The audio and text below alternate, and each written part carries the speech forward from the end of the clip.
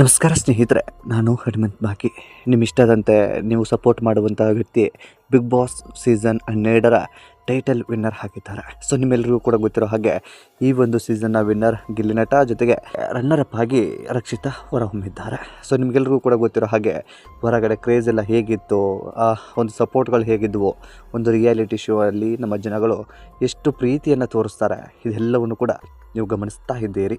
So ಈ ಕುರಿತಾಗಿ ಗಿಲ್ಲಿ ಬೇರೆ ಬೇರೆ ರೀತಿಯಾದಂಥ ಹೇಳಿಕೆಗಳನ್ನು ಕೊಡ್ತಾ ಇದ್ದಾರೆ. ಅಂದರೆ ಅವರ ಒಂದು ಬದುಕಿನ ಹಾದಿನೇ ಬೇರೆ. ಅದರ ಬಗ್ಗೆ ನಿಮಗೆಲ್ರಿಗೂ ಕೂಡ ಒಂದಿಷ್ಟು ಸಂಕ್ಷಿಪ್ತವಾಗಿ ಗೊತ್ತು ಇದೆ ಅಂತ ಅಂದ್ಕೊಳ್ತೀನಿ. ಅದನ್ನು ಹೊರತುಪಡಿಸಿ ಅವರ ಬದುಕಿನ ಕುರಿತಾಗಿ ಒಂದಿಷ್ಟು ಮಾಹಿತಿಯನ್ನು ಗಮನಿಸ್ತಾ ಹೋಗೋಣ. ಈಗ ಒಂದು ಸೀಸನ್ ಮುಗಿದು ಹೋಗಿಬಿಡುತ್ತೆ, ರಿಯಾಲಿಟಿ ಶೋ ಎಂಡ್ ಆದ ಬಳಿಕ ಮುಂದೇನು ಅನ್ನೋ ಒಂದು ಪ್ರಶ್ನೆ ಕೂಡ ಆ ವ್ಯಕ್ತಿಯಲ್ಲೂ ಕೂಡ ಕಾಡ್ತಾ ಇರುತ್ತೆ. ಕೆಲವೊಂದು ರಿಯಾಲಿಟಿ ಶೋಗೆ ಹೋಗಬೇಕಾ ಅಥವಾ ಮುಂದಿನ ಬದುಕು ಹೇಗೆ, ಸಿನಿಮಾಗಳಲ್ಲಿ ಅವಕಾಶಗಳು ಸಿಗ್ತಾವ, ಸೊ ಇದು ರಿಯಾಲಿಟಿ ಶೋನೇ ಬೇರೆ ಸಿನಿಮಾನೇ ಬೇರೆ ಅನ್ನೋ ಒಂದು ಪ್ರಶ್ನೆ, ಗೊಂದಲ ಇಂಥದ್ದೆಲ್ಲವೂ ಕೂಡ ಆ ವ್ಯಕ್ತಿಯಲ್ಲಿ ಕಾಡ್ತಾ ಇರುತ್ತೆ. ಸೊ ಆ ಕುರಿತಾಗಿ ಒಂದಿಷ್ಟು ಮಾಹಿತಿನ ಗಮನಿಸ್ತಾ ಹೋಗೋಣ. ಅಂದಹಾಗೆ ವಿನ್ನರ್ ಆಗಿರ್ತಕ್ಕಂತಹ ಗಿಲ್ಲಿ ನಟನಿಗೆ ಒಂದು ಕಂಗ್ರ್ಯಾಚುಲೇಷನ್ ನಮ್ಮ ಕಡೆಯಿಂದ ತಿಳಿಸ್ಕೊಡ್ತಾ, ಜೊತೆಗೆ ಅವರ ಬಗ್ಗೆ ಒಂದಿಷ್ಟು ಮಾಹಿತಿನ ಗಮನಿಸ್ತಾ ಹೋಗೋಣ. ಸೊ ನಿಮ್ಮೆಲ್ರಿಗೂ ಕೂಡ ಒಂದು ಗೊಂದಲ ಇರುತ್ತೆ. 50 ಲಕ್ಷ ಅಂತ ಬಂದಾಗ 50 ಲಕ್ಷವು ಅವ್ರ ಮನೆಗೆ ಸೇರುತ್ತಾ?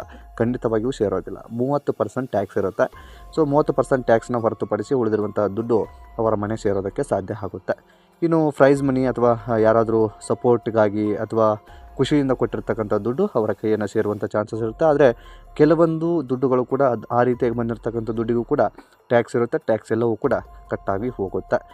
ಮತ್ತು ಏನೇನೆಲ್ಲ ಬದಲಾವಣೆಗಳಾಗ್ತವೆ, ಏನೇನೆಲ್ಲ ಒಂದಷ್ಟು ಬೆಳವಣಿಗೆಗಳಾಗ್ತವೆ, ಈ ಕುರಿತಾಗಿ ಒಂದಿಷ್ಟು ಗಮನಿಸ್ತಾ ಹೋಗೋಣ. ಸ್ನೇಹಿತರೆ, ನೀವೇನಾದರೂ ನಮ್ಮ ಚಾನಲ್ನ ಸಬ್ಸ್ಕ್ರೈಬ್ ಮಾಡಿಕೊಳ್ಳೋದ ವಿಡಿಯೋ ನೋಡ್ತಾ ಇದ್ದರೆ ನಮ್ಮ ಚಾನಲ್ನ ಸಬ್ಸ್ಕ್ರೈಬ್ ಮಾಡ್ಕೊಳ್ಳಿ, ಬೆಲ್ ಐಕನ್ ಕೂಡ ಕ್ಲಿಕ್ ಮಾಡ್ಕೊಳ್ಳಿ. ಸಾಕಷ್ಟು ಜನ ನಮ್ಮ ವೀಡಿಯೋಸ್ಗಳನ್ನ ನೋಡ್ತಾ ಇರ್ತೀರ, ಆದರೆ ಸಬ್ಸ್ಕ್ರೈಬ್ ಮಾಡ್ಕೊಳ್ಳೋದಕ್ಕೆ ಅದು ಯಾಕೆ ಹಿಂದೇಟ್ ಆಗ್ತಾ ಇರ್ತೀರೋ ಗೊತ್ತಾಗ್ತಾ ಇಲ್ಲ. ಚಾನಲ್ನ ಸಬ್ಸ್ಕ್ರೈಬ್ ಮಾಡ್ಕೊಳ್ಳೋದ್ರಿಂದ ನಮಗೂ ಕೂಡ ಒಂದು ಸಪೋರ್ಟ್ ಸಿಗುತ್ತೆ. ಹೆಚ್ಚೆಚ್ಚು ವೀಡಿಯೋಗಳು ಮತ್ತು ಇಂಟ್ರೆಸ್ಟಿಂಗ್ ಆಗಿರುವಂಥದ್ದು ಮತ್ತು ನಿಖರವಾಗಿ ಕೆಲವೊಂದಿಷ್ಟು ಮಾಹಿತಿಯನ್ನು ನಿಮ್ಮೊಟ್ಟಿಗೆ ಹಂಚ್ಕೊಳ್ಳೋದಕ್ಕೆ ನಮಗೂ ಕೂಡ ಒಂದು ಸಪೋರ್ಟ್ ಸಿಗುತ್ತೆ. ಹಾಗಾಗಿ ಚಾನಲನ್ನು ಸಬ್ಸ್ಕ್ರೈಬ್ ಮಾಡ್ಕೊಳ್ಳಿ, ಬೆಲ್ ಐಕನ್ ಕೂಡ ಕ್ಲಿಕ್ ಮಾಡಿಕೊಳ್ಳಿ. ಇನ್ನು ವಿಷಯಕ್ಕೆ ಬಂದುಬಿಡೋಣ. ಆರಂಭದಲ್ಲೂ ಕೂಡ ನಾನು ನಿಮಗೆ ಹೇಳಿದೆ, ಬಿಗ್ ಬಾಸ್ ಜರ್ನಿನೇ ಬೇರೆ ಮತ್ತು ಅಲ್ಲಿಂದ ಒಂದು ಸೀಸನ್ ಅಥವಾ ಒಂದು ಶೋ ಇಂದ ಹೊರಗಡೆ ಬಂದ ನಂತರ ಒಂದು ಬದುಕೇ ಬೇರೆ ಇರುತ್ತೆ. ಗಿಲ್ಲಿಗೂ ಕೂಡ ಆ ಒಂದು ಬದುಕಿದೆ. ಆ ಒಂದು ಬದುಕಿಗೂ ಕೂಡ ಎಲ್ಲ ಜನಗಳು ಸಪೋರ್ಟ್ ಮಾಡಬೇಕಾಗತ್ತೆ. ಹಾಗೆ ಮಾತ್ರ ಅವರ ಒಂದು ಜೀವನ ಉತ್ತಂಗಕ್ಕೆ ಹೋಗೋದಕ್ಕೆ ಸಾಧ್ಯ. ಒಬ್ಬ ಬಡವರ ಮಗ ಹಳ್ಳಿಯಲ್ಲಿ ಬದುಕಿ, ಹಳ್ಳಿಯಲ್ಲಿ ಜೀವನವನ್ನು ಮಾಡಿ 10ನೇ ತರಗತಿವರೆಗೂ ಓದಿ, ಅದಾದ ಬಳಿಕ ITಯನ್ನು ಮಾಡ್ತಾರೆ. ITI ಮುಗಿದ ಬಳಿಕ 2 ವರ್ಷದ ಕೋರ್ಸ್ ಇರುತ್ತೆ. 2 ವರ್ಷ ಮುಗಿದಾದ ಬಳಿಕ ಮುಂದೇನು ಅನ್ನೋ ಒಂದು ಪ್ರಶ್ನೆ ಗೊಂದಲ ಇರ್ತಾ ಇರುತ್ತೆ. ಆದರೆ ಅದು ಯಾಕೋ ಸಿನಿಮಾ ರಂಗ ಅಥವಾ ಕಲಾವಿದರ ಬದುಕಿಗೆ ಹುಚ್ಚು ಹೆಚ್ಚಾಗುತ್ತೆ. ಮನೆಯನ್ನು ಬಿಟ್ಟು ಬೆಂಗಳೂರಿಗೆ ಬಂದು ಸೇರಿಕೊಳ್ತಾನೆ. ಆರಂಭದ ದಿನದಲ್ಲಿ ಸಾಕಷ್ಟು ಕಷ್ಟಗಳನ್ನು ಕೂಡ ಅನುಭವಿಸ್ತಾನೆ. ಮಲಗೋಕೆ ಜಾಗ ಇಲ್ಲದೆ, ಉಣ್ಣೋಕೆ ಊಟ ಇಲ್ಲದೆ, ಇಂಥದ್ದೆಲ್ಲವೂ ಕೂಡ ಸಮಸ್ಯೆಗಳನ್ನು ಎದುರಿಸ್ತಾನೆ. ಅದಾದ ಬಳಿಕ ಕೆಲವೊಂದಿಷ್ಟು ಶಾರ್ಟ್ಸ್ ಫಿಲಮ್ಗಳನ್ನು ಮಾಡೋದಕ್ಕೆ ಪ್ರಾರಂಭಿಸಿಬಿಡ್ತಾರೆ. ಒಂದು ಟೀಮ್ ಸರ್ಕಲ್ ರೆಡಿ ಆಗುತ್ತೆ ಅವರದ್ದೇ ಆದಂಥದ್ದು. ಸೊ ಅಲ್ಲಿಂದ ಒಂದು ಪ್ರಚಾರ ಸಿಗೋದಕ್ಕೆ ಸಾಧ್ಯ ಆಗಿಬಿಡುತ್ತೆ. ಸೊ ನಿಮಗೆಲ್ರಿಗೂ ಕೂಡ ಗೊತ್ತಿರೋ ಹಾಗೆ ನಲ್ಲಿ ಮೂಳೆ ಮೂಲಕ ಸಾಕಷ್ಟು ಅಭಿಮಾನಿಗಳನ್ನ ಆ ಒಂದು ವ್ಯಕ್ತಿ ಅಥವಾ ಅಭಿಮಾನಿಗಳ ಮನಸ್ಸನ್ನು ಕೂಡ ಗೆಲ್ತಾನೆ. ಸ್ಕ್ರಿಪ್ಟ್ ಅಂದರೆ ನಾನ್ ಸ್ಕ್ರಿಪ್ಟೇಬಲ್ ಮತ್ತು ಏಕಕಾಲಕ್ಕೆ ಒಂದು ಸಾರಿ ಟೇಕ್ ತೊಗೊಂಡಾದ ಬಳಿಕ 5-6 ನಿಮಿಷ 7-8 ನಿಮಿಷಗಳ ಕಾಲ ಒಬ್ಬ ವ್ಯಕ್ತಿ ಆ ಕಾನ್ಫಿಡೆನ್ಸಿಂದ ಮಾತನಾಡೋದಿದೆಯಲ್ಲ, ಅದು ಅಷ್ಟು ಸುಲಭವಾದಂಥದ್ದಲ್ಲ ಮತ್ತು ಅದು ಎಲ್ಲರಲ್ಲಿಯೂ ಕೂಡ ಇರೋದಕ್ಕೆ ಸಾಧ್ಯ ಇಲ್ಲ. ಆ ರೀತಿಯಾದಂಥ ಕಷ್ಟಗಳನ್ನ ಅನುಭವಿಸಿ ಅದು ಸಾಕಷ್ಟು ಪ್ರಚಾರ ಪಡೆದುಕೊಳ್ಳುತ್ತೆ. ಅದಾದ ಬಳಿಕ ಕಾಮಿಡಿ ಕಿಲಾಡಿ ಸಿಗುತ್ತೆ. ಅದಾದ ಬಳಿಕ ಬೇರೆ ಬೇರೆ ರಿಯಾಲಿಟಿ ಶೋಗಳು ಸಿಗ್ತವೆ. ಆ ರಿಯಾಲಿಟಿ ಶೋಗಳ ಮೂಲಕ ಒಂದು 5-6 ರಿಯಾಲಿಟಿ ಶೋವನ್ನು ಮುಗಿಸ್ಕೊಂಡು ಬರ್ತಾನೆ. ಅಷ್ಟೊತ್ತಿಗೆ ಒಂದು 5-6 ವರ್ಷದ ಜರ್ನಿ ಅಲ್ಲಿಗೆ ಹೆಂಡ್ ಆಗಿರುತ್ತೆ. ಅದಾದ ಬಳಿಕ ಸಿಕ್ಕಿರ್ತಕ್ಕಂಥ ರಿಯಾಲಿಟಿ ಶೋನೇ ಈ ಒಂದು ಬಿಗ್ ಬಾಸ್ ಆಗಿರುತ್ತೆ. ಸೊ ಬಿಗ್ ಬಾಸ್ಗೆ ಬಂದ ನಂತರ ಆರಂಭದಲ್ಲೂ ಕೂಡ ಆ ವ್ಯಕ್ತಿ ಹೇಳಿದ ಹಾಗೆ ಆರಂಭದಲ್ಲಿ ಕೆಲವೊಂದಿಷ್ಟು ಏನು ಇಲ್ಲಿ ಹೆಂಗಿರೋದು ಅನ್ನೋ ಒಂದು ಪ್ರಶ್ನೆ ಗೊಂದಲ ಇರುತ್ತೆ.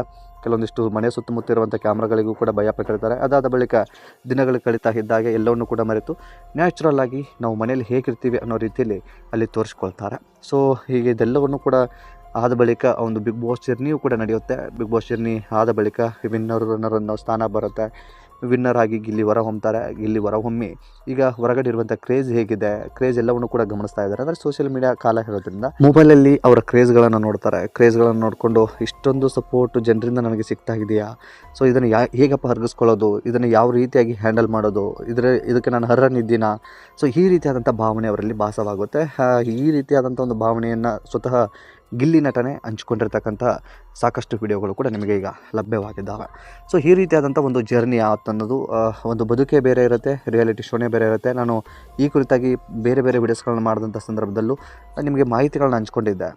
ಯಾರು ಎತ್ತಿ ಮೆರೆಸ್ತಾರೋ, ಯಾರು ಹೊತ್ತು ಮೆರೆಸ್ತಾರೋ ಅವ್ರುಗಳೇ ನಮ್ಮನ್ನು ಎತ್ತಿ ಒತ್ತು ಮುಳುಗಿಸುವಂಥ ಜನಗಳಾಗಿರ್ತಾರೆ. ಸೊ ಇಲ್ಲಿ ಗಿಲ್ಲಿಯ ಬದುಕಲ್ಲಿ ಹಾಗೆ ಆಗೋದು ಬೇಡ, ಒಂದು ಫ್ಯೂಚರ್ ಅವ್ರಿಗಿದೆ. ಸೊ ಜನಗಳು ಯಾವ ರೀತಿಯಾಗಿ ಸಪೋರ್ಟ್ ಮಾಡ್ತಾ ಇದ್ದೀರಾ ಆ ರೀತಿಯಾಗಿ ಸಪೋರ್ಟ್ ಮಾಡಿ. ಯಾಕೆಂತಂದರೆ ಕೆಲವೊಂದು ರಿಯಾಲಿಟಿ ಶೋಗಳಲ್ಲಿ ನಮಗೆ ಸಾಕಷ್ಟು ಪಾಪ್ಯುಲಾರಿಟಿ ಸಿಕ್ಬಿಡುತ್ತೆ. ಅದಾದ ಬಳಿಕ ಎಲ್ಲ ರಿಯಾಲಿಟಿ ಶೋಗೂ ಅಥವಾ ಎಲ್ಲ ಸಿನಿಮಾಗಳಿಗೂ ಕೈ ಹಿಡಿತಾರೆ ಜನಗಳು. ಖಂಡಿತವಾಗಿಯೂ ಕೈ ಹಿಡಿಯೋದಿಲ್ಲ, ಇದು ಖಚಿತವಾದಂಥ. ಸ್ವಲ್ಪ ಕೈ ಆದರೂ ಕೂಡ ಇದನ್ನು ಹರಗಿಸ್ಕೊಳ್ಳೇಬೇಕು ನೀವು. ಯಾಕೆಂತಂದರೆ ಇದೇ ಒಂದು ಬಿಗ್ ಬಾಸ್ನಲ್ಲಿ ಇರುವಂಥ ಗಿಲ್ಲಿ ನಟ ಅನೇಕ ಶೋಗಳನ್ನು 5-6 ಶೋಗಳನ್ನು ಮಾಡ್ಕೊಂಡ್ಬಂದಿದ್ದಾನೆ. ಆದರೆ ಯಾವುದಕ್ಕೂ ಕೂಡ ವಿನ್ನರ್ ಪಟ್ಟ ಸಿಕ್ಕಿರೋದಿಲ್ಲ. ಬರೀ ರನ್ನರ್ ಅಪ್ ಆಗಿರ್ಬೋದು, ಸೆಕೆಂಡ್ ರನ್ನರ್ ಅಪ್ ಆಗಿರ್ಬೋದು, ಈ ರೀತಿಯಾದಂಥ ಪಟ್ಟ ಸಿಕ್ಕಿರುತ್ತೆ. ಆದರೆ ವಿನ್ನರ್ ಆಗಿರೋದಿಲ್ಲ. ಯಾಕೆಂದರೆ ಗಿಲ್ಲಿಗೆ ಆಗ ಟ್ಯಾಲೆಂಟ್ ಇರಲಿಲ್ವಾ, ಅಥವಾ ಗಿಲ್ಲಿ ಆಗ ಒಂದು ಅವನ ಹತ್ರ ಜನರನ್ನು ಸೆಳೆಯುವಂಥ ಶಕ್ತಿ ಇರಲಿಲ್ವಾ. ಸೊ ಅದ್ಯಾವುದು ಕೂಡ ಗಮನಿಸ್ತಿರೋದಿಲ್ಲ. ಆದರೆ ಕೆಲವೊಂದು ರಿಯಾಲಿಟಿ ಶೋಗಳು ಏನಾಗ್ಬಿಡುತ್ತೆ ಅಂತಂದಾಗ ಸಾಕಷ್ಟು ಜನ ಕೂತ್ಕೊಂಡು ನೋಡ್ತಾರೆ, ಡಿಪೆಂಡ್ ಅದ್ರ ಮೇಲೆ ಆದಾಗ. ಸೊ ಆಗ ಯಾರು ತಮಗೆ ಇಷ್ಟನೋ, ಒಂದು ಸರಿ ಯಾವ ವ್ಯಕ್ತಿಯನ್ನು ಇಷ್ಟಪಡ್ತಾರೋ, ಅದು ಯಾವ ಒಂದು ವಿಚಾರಕ್ಕೆ ಇಷ್ಟಪಡ್ತಾರೋ ಅನ್ನೋದಕ್ಕಿಂತ ಒಂದು ಸಾರಿ ಇಷ್ಟಪಟ್ಟುಬಿಟ್ರೆ ಫಿನಾಲೆವರೆಗೂ ಅಥವಾ ಕೊನೆವರೆಗೂ ಅವರನ್ನು ಕೈ ಹಿಡಿದು ನಡೆಸ್ಕೊಂಡು ಹೋಗುವಂಥದ್ದು ನಮ್ಮ ಜನರ ಒಂದು ಮನಸ್ಥಿತಿ. ಸೊ ಅದನ್ನು ತಪ್ಪು ಅಂತ ನಾನು ಹೇಳೋದಿಲ್ಲ. ಆದರೆ ರಿಯಾಲಿಟಿ ಶೋಗಳು ಆಗಿರ್ಬೋದು ಅಥವಾ ಇನ್ಯಾವುದೋ ಶೋಗಳಾಗಿರ್ಬೋದು, ಏನೇ ಮಾಡಿದರೂ ಕೂಡ ಹಿಂದೆ ಏನಿತ್ತೋ ಆ ಸಪೋರ್ಟನ್ನು ಯಾವಾಗಲೂ ಕೂಡ ಮುಂದೆ ಒರೆಸ್ಕೊಂಡು ಹೋಗಬೇಕಾಗುತ್ತೆ. ಸೊ ಇದನ್ನು ಹೊರತುಪಡಿಸಿ ಈಗ ನೀವು ಸಪೋರ್ಟ್ ವಿಚಾರಕ್ಕೆ ಬರೋದಾದರೆ, ನಿಮ್ಮೆಲ್ಲರಿಗೂ ಕೂಡ ಗೊತ್ತಿರೋ ಹಾಗೆ ಗಿಲ್ಲಿಗೆ ಸಾಕಷ್ಟು ಸಪೋರ್ಟನ್ನು ಮಾಡ್ತಾಯಿದ್ರಿ, ಎಲ್ಲವನ್ನೂ ಕೂಡ ಮಾಡ್ತಾಯಿದ್ರಿ. ಆದರೆ ನಿಮ್ಮ ಬದುಕು ಹೇಗೆ? ಕಿಚ್ಚ ಸುದೀಪ್ ಅವರ ವೇದಿಕೆ ಮೇಲೆ ಹೇಳ್ತಾರೆ, ಮೊದಲು ನಿಮ್ಮ ಬದುಕನ್ನು ನೋಡ್ಕೊಳ್ಳಿ ಅಂತ. ಸೊ ಇದನ್ನು ಯಾವ ರೀತಿಯಾಗಿ ನೀವು ತೆಗೆದುಕೊಳ್ತೀರೋ ಅದು ನಿಮಗೆ ಬಿಟ್ಟಿರ್ತಕ್ಕಂಥ ವಿಚಾರ. ಅಂದರೆ ನಾನಿಲ್ಲಿ ಯಾರಿಗೂ ಸಪೋರ್ಟ್ ಮಾಡಬೇಡಿ ಅಂತ ನಾನು ಹೇಳ್ತಾ ಇಲ್ಲ. ಸೊ ನಿಮ್ಮ ಬದುಕಿನ ಕಡೆಗೂ ಕೂಡ ಗಮನ ಕೊಡಿ. ನಿಮ್ಮ ಬದುಕು ನೀವು ನೋಡಿಕೊಂಡು ಬೇರೆ ಬೇರೆಯವರಿಗೆ ಸಪೋರ್ಟ್ ಮಾಡಬೇಕಾ, ಮಾಡಿ, ತಪ್ಪು ಅಂತ ನಾನು ಹೇಳೋದಿಲ್ಲ. ಆದರೆ ನಿಮ್ಮ ಬದುಕನ್ನು ಮರೆತು ಬೇರೆ ಬೇರೆ ರೀತಿಯಾದಂಥ ಸಾಹಸಗಳನ್ನು ಮಾಡೋದು ಅದು ತಪ್ಪು ಅಂತ ಮೇಲ್ನೋಟಕ್ಕೆ ಅನಿಸುತ್ತೆ. ಯಾಕೆಂತಂದರೆ ನಮ್ಮ ಮನೆಯವರಿಗೆ ಕಣ್ಣೀರು ಹಾಕಿಸಿ ಇನ್ನೊಬ್ಬರ ಮನೆಯ ಕಣ್ಣೀರು ಒರೆಸುವಂಥ ಕೆಲಸ ಮಾಡೋದ್ರಿಂದ ಸೊ ಅದು ಎಷ್ಟರ ಮಟ್ಟಿಗೆ ಸರಿ ಅನ್ನೋದು ನನ್ನ ಪ್ರಶ್ನೆ. ಇಲ್ಲಿ ಏನು ದೊಡ್ಡದಾಗಿ ಮಾತನಾಡ್ತಾ ಇದ್ದಾರೆ ಅಂತ ನೀವು ಕೂಡ ಭಾವಿಸಬಹುದು. ಅದನ್ನು ಹೊರತುಪಡಿಸಿ ಒಂದು ರಿಯಾಲಿಟಿ ಅಂದಾಗ ರಿಯಾಲಿಟಿಯನ್ನು ಫ್ಯಾಕ್ಟನ್ನು ನಿಮ್ಮ ಮುಂದೆ ಇಡಬೇಕಾಗುತ್ತೆ. ಇದು ಸರಿಯೋ ತಪ್ಪೋ ಗೊತ್ತಿಲ್ಲ, ಆದರೂ ಕೂಡ ಏನು ಇದ್ರ ಬಗ್ಗೆ ನನಗೆ ಹೆಚ್ಚು ವಿವರ ಹೇಳಬೇಕು ಅಂತ ಗೊತ್ತಾಗ್ತಿಲ್ಲ. ಕೆಲವೊಂದು ವಿಡಿಯೋಗಳಲ್ಲಿ ಈಗಾಗಲೇ ನಾನು ಇದ್ರ ಬಗ್ಗೆನೇ ನಿಮಗೆ ಕ್ಲಾರಿಟಿ ಮತ್ತು ಒಂದಿಷ್ಟು ಮಾಹಿತಿಯನ್ನು ಹಂಚ್ಕೊಂಡು ಬಿಟ್ಟಿದ್ದೀನಿ.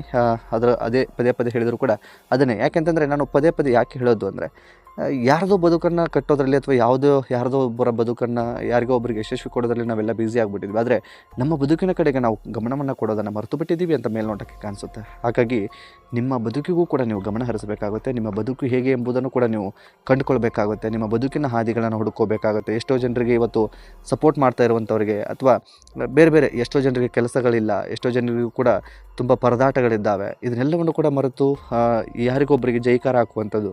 ಗಿಲ್ಲಿ ವಿಚಾರಕ್ಕೆ ಅಷ್ಟೇ ನಾನು ಹೇಳ್ತಾ ಇಲ್ಲ, ಬೇರೆ ರೀತಿಯಂಥ ಸೆಲೆಬ್ರಿಟಿಗಳಿಗೆ ಸಪೋರ್ಟ್ ಮಾಡುವಂಥವ್ರು, ರಾಜಕಾರಣಿಗಳಿಗೆ ಸಪೋರ್ಟ್ ಮಾಡುವಂಥವ್ರು, ಅವರ ಕುರಿತಾಗಿಯೇ ಹೇಳ್ತಾ ಇರುವಂಥದ್ದು.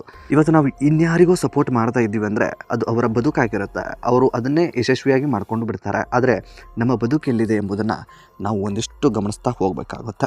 ಸೊ ಈ ಕುರಿತಾಗಿ ನಿಮ್ಮ ಒಟ್ಟಿಗೆ ಮಾಹಿತಿಗಳನ್ನು ಹಂಚ್ಕೊಳ್ಬೇಕಾಗಿತ್ತು. ಸೊ ಈಗ ಮತ್ತೊಂದು ಸಾರಿ ನಾನು ಕೊನೆಯದಾಗಿ ಒಂದಿಷ್ಟು ವಿವರವನ್ನು ಕೊಡೋದಾದರೆ, big boss season 12 Kannada season ಏನಿದೆ ಆ ಒಂದು ಸೀಸನ್ನ ಟೈಟಲ್ ವಿನ್ನರ್ ಗಿಲ್ಲಿ ನಟ ಆಗಿದ್ದಾರೆ. ಅವರ ಭವಿಷ್ಯ ಒಳ್ಳೆಯದಾಗಲಿ. ನನ್ನ ಕಡೆಯಿಂದ ಮತ್ತೊಂದು ಸಾರಿ ಹೃದಯಪೂರ್ವಕವಾಗಿ ಆ ವ್ಯಕ್ತಿಗೆ ಕಂಗ್ರ್ಯಾಚುಲೇಷನ್ಸನ್ನು ಹೇಳೋದಕ್ಕೆ ಇಷ್ಟಪಡ್ತೀನಿ. ಜೊತೆಗೆ ಅವರ ಮುಂದಿನ ಬದುಕು ಸುಖಕರವಾಗಿರಲಿ. ನಮ್ಮ ಜನಗಳು ಹೀಗೆ ಕೈ ಹಿಡಿದು ನಡೆಸಲಿ.